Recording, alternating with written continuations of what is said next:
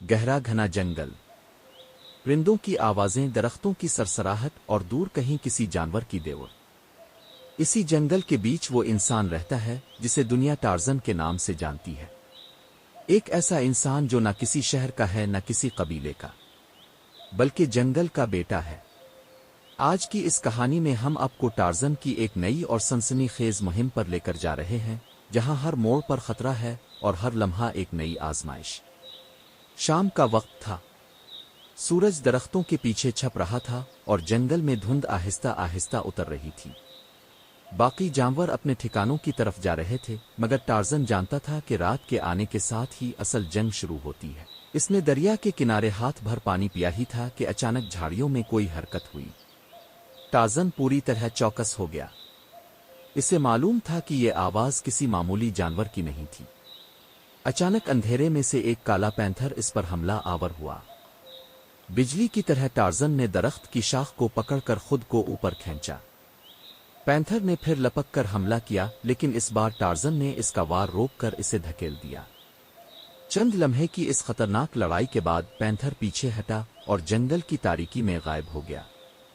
Tarzan نے گہری سانس لی۔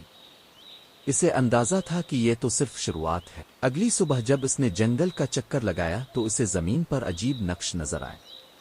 یہ کسی جانور کے پیروں کے نہیں بلکہ انسانوں کے نشانات تھے۔ وہ دھیرے دھیرے ان کا پیچھا کرتا ہوا آگے بڑھا اور جلد ہی اسے درختوں کے درمیان دھواں نظر آیا۔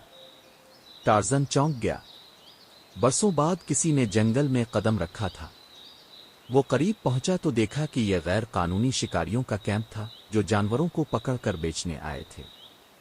ٹارزن نے گہرائی سے کیمپ کا جائزہ لیا۔ ایک طرف ایک زخمی چیتا قید تھا، دوسری طرف ایک ننھا ہاتھی رسیوں میں جکڑا ہوا تھا اور 3 جگہ جال بچھے تھے۔ ٹارزن کے اندر غصے کی آگ بھڑک اٹھی۔ وہ آہستگی سے آگے بڑھا اور سب سے پہلے جال کاٹنے شروع کر دیے۔ پھر اس نے بندھے ہوئے جانوروں کی رسیاں کاٹیں۔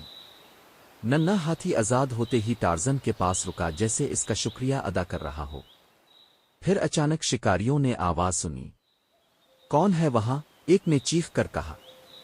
اسی لمحے ٹارزن نے درختوں کے اوپر سے اپنی مشہور جنگلی چیخ لگائی، وہ چیخ جس سے پورا جنگل گونج اٹھتا تھا۔ شکاری خوفزدہ ہو گئے۔ ٹارزن درخت سے چھلانگ لگا کر ایک شکاری پر جھپٹا اور اس کا ہتھیار چھین کر دور پھینک دیا۔ دوسرے شکاری کو اس نے دھکا دے کر زمین پر گرا دیا۔ کیمپ میں بھگدڑ مچ گئی۔ شکاری گولیاں برسانے لگے، جانور ادھر ادھر بھاگنے لگے، مگر ٹارزن پوری طاقت سے لڑتا رہا۔ اس نے ان کے جال پھاڑ دیے، ہتھیار توڑ دیے اور کیمپ کو بکھیر کر رکھ دیا۔ آخرکار شکاری خوفزدہ ہو کر جنگل چھوڑ کر بھاگ نکلے۔ جنگل خاموش تھا، صرف ہوا کی سرسراہٹ اور آزاد جانوروں کی ہلکی آوازیں باقی تھیں۔ ٹارزن ایک اونچی ٹہنی پر بیٹھ کر افق کی طرف دیکھنے لگا۔ نیچے جانور اس کے گرد جمع تھے، جیسے اپنے محافظ کے پاس کھڑے ہوں۔